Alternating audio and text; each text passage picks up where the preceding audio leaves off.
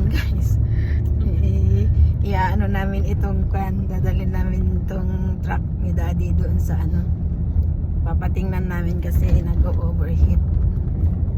Guys, kaya drive siya. Mas malaki ka. Mataas kasi. Kesa dun sa Hilux, ay sa ano no. Sa RAM na isa. Parehas din lang naman na RAM.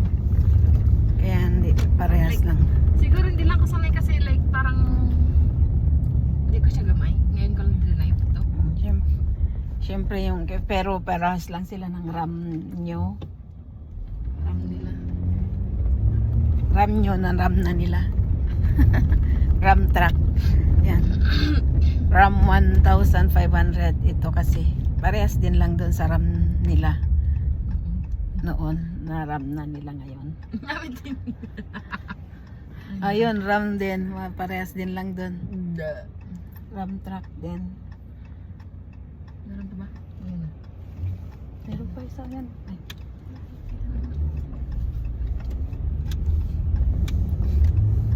Maganda naman ito kasi yan. Kita mo yung ano niya ng gulong.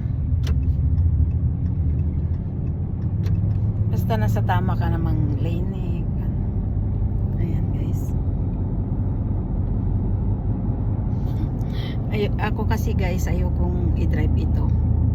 Ay, maganda siya i-drive. Oo naman. Oh, Ayun try ang it. bahay nila. Ayan. You should drive it later. Ayoko. Maganda kasi kikita mo lahat. Diba, mataas siya pagka ano. It's good, but it's kind of scary. Especially pag di mo siya laging ginagamit. Si Syra ano lang siya, cool lang siyang nagdra-drive ng ganyan, 'di ba? Pero naka-cruise naman pag sa highway. Naka-cruise Easy. cruise control lang naman. Kung gusto mo naman cruise control ka lang. Pero kung dito lang naman sa loob ng city, dito lang sa lang, you can control naman. You don't need to use the cruise control, guys. Pero kasi ito minsan ko yatang dinive na noon nung You didn't? na-drive ko na to. Did you? Really? Kaso nga ayokong pero parang mas masarap daw mag-drive yung mas mataas, yung malaking ganito.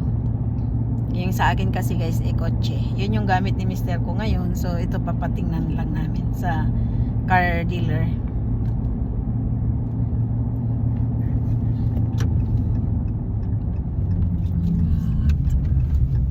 Ayan. Ma, it's... Apo, nyamitin. so Ora lang cute. maulawin. Bye guys. How about you drive?